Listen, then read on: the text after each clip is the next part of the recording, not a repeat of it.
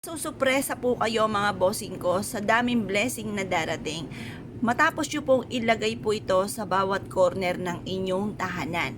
Pero syempre, ilalagay nyo sa lagayan at huwag pong nakasabog sa sahig mga bossing ha. Dahil ito po ay natutunaw, maaaring instead na kamalasan ay ma-reverse at maging kamalasan ang dumating po sa inyo po mga bossing.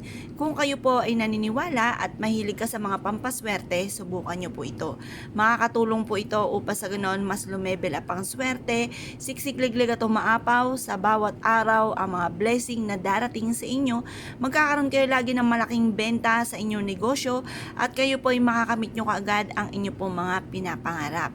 Kung naniniwala ka at kayo po ay isa sa maraming mga pangarap at ikaw po ay nais na maging matagumpay, at lahat ng mga problema nyo pinagdadaanan sa ngayon, bukod sa inyo pong panalangin ng taimtim at kung ang problema po ninyo ay tungkol sa usapin ng pera, bukod sa inyo pong sipag at tiyaga ay maglagay ka ng maliit na shot glass na puno ng asin at ito po ilagay nyo sa bawat corner ng inyong tahanan.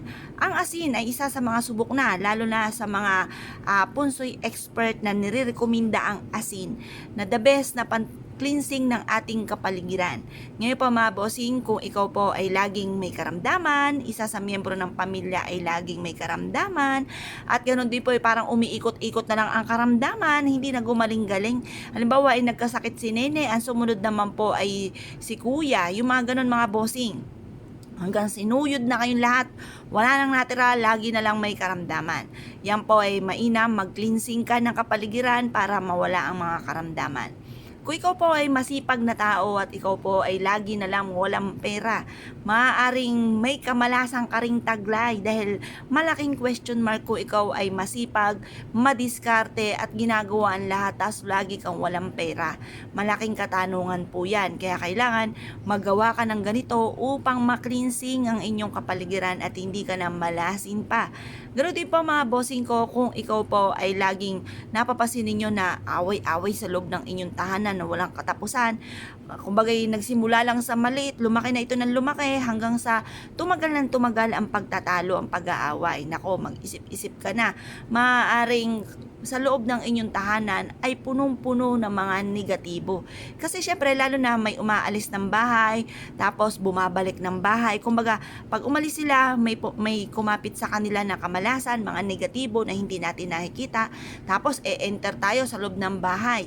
Araw-araw na ganun, lagi na lang may dumidikit sa inyo hanggang sa mapuno na ng mapuno ang loob ng inyong tahanan. Hindi nyo napapansin or hindi nyo nakikita hanggang sa kisame ay may nakakapit pa ditong negatibong enerhiya, mga bad spirit.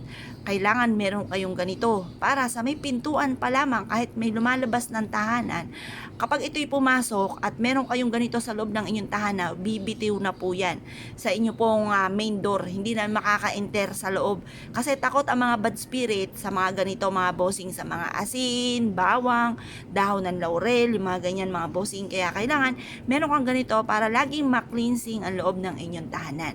Ngayon po, kapag ang inyong asin na inilagay sa bawat corner ng inyong tahanan ay natunaw, ang gagawin nyo lamang po ay hugasan nyo ito sa lababo.